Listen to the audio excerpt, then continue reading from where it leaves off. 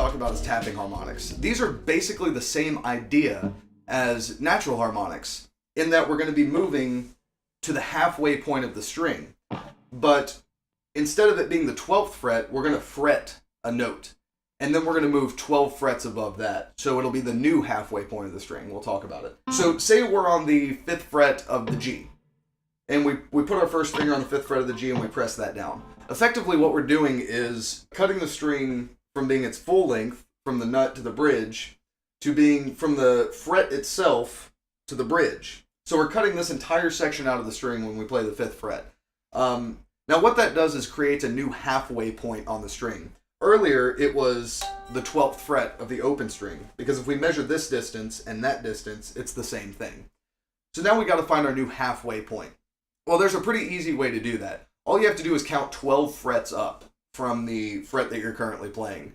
So if you're playing the 5th fret, you can add 10 to it, and then you'll be like, okay, so that's 15, and then add 2 to that, and it's 17. So that's how you find the halfway division of the new fretted note. So what do we do next? Well, we can't reach the hand that's fretting the note all the way up to the 17th fret. So we have to use our right hand to do it. Now there's a few ways you can do this, and we'll talk about all of them, but I just want to talk about the tapping that we can do. Now when I say tapping, I don't mean like tapping a note like... I mean we're going to be tapping a harmonic, so it takes a little bit more finesse than that. Just like we had to put our finger over the fret, and not like we're going to hit the note, we do the same thing when we're tapping. We tap directly over the fret, on the fret. So we're at the 17th fret, and what you want to do is basically just tap directly over that fret and then pull your hand away like this. Now it takes a lot of practice, and it's not going to sound super clear at first, but just keep practicing it. And make sure that you're directly over the fret and that you're getting a whiplash. You want to make sure it's like plucking the string, kind of. You want to really hit it with some force. It's like a hammer-on. And one thing you want to avoid doing is tapping too fast and pulling your hand away before you accurately hit the harmonic, so you're just like slapping the string like this. You want to go directly over the halfway point of the fret. So one thing you can do, since the string's dividing itself into a node, is kind of like keep it pressed down for a little bit and then pull it away like this.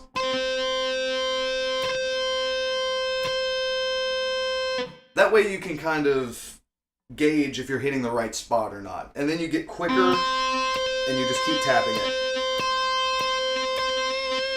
So just like natural harmonics, we can take that new division of the string and move it around.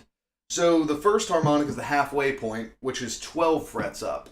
Now the next harmonic is going to be the 3rd, which is 7 frets up. So if we go 7 frets up from this 5th fret, then we're going to end up with a new harmonic, which is the 12th fret, because 7 plus 5 is 12. So we can do this. Now, just like it is with natural harmonics, it gets harder as you go up, so I suggest sticking to this one, the halfway point, and the 3rd point. But you can also go to the 4th point, which is 5 frets up, and it sounds like this.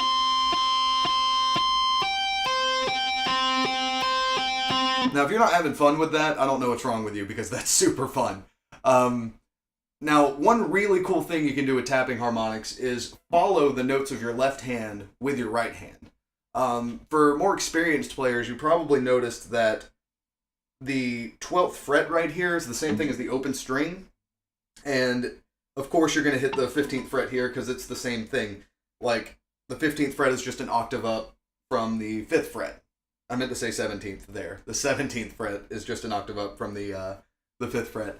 But if you don't know that already, just kind of look at the dots, how they're laid out on your guitar, on 3, 5, and 7, and 9. And then it does the same thing up here, 3, 5, 7, and 9. So, say we have a lick that goes like 5, 7 on the G, and then it goes back to 5 on the G. We can tap those out with our right hand like this.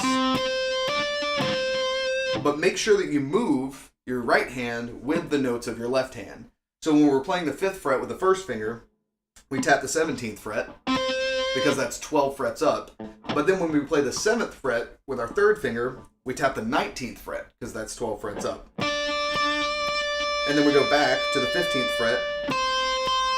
Sorry, the 17th fret. So it's 17, 19, 17.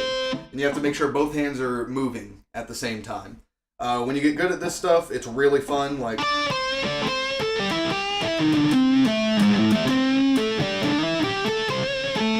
and then you can do the same licks using the 7th fret instead of the 12th fret movement. So you can do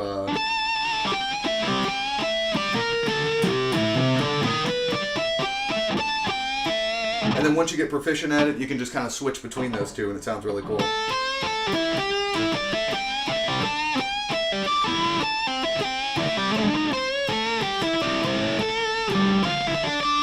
like that. Just play around with it. It's super fun. So with tap harmonics, what we did was we kind of played the left hand and we followed it with the right hand.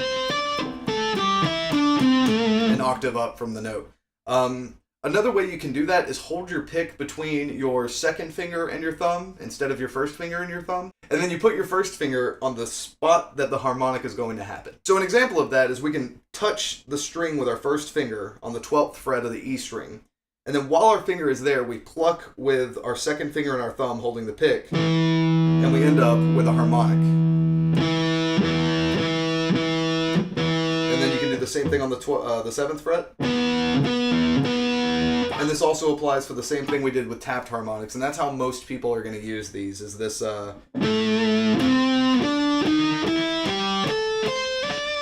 I'm not very good at these, I don't like them too much, I just prefer to tap mine, but there's a lot of really great players that do that, and they make it sound incredible, especially on acoustics. Like, a lot of people who play acoustic do that. So that's another option you have for harmonics. And that's really all there is to tapping harmonics. But we're going to be using what we know about tapping harmonics to learn how to do pinch harmonics. So let's talk about pinch harmonics.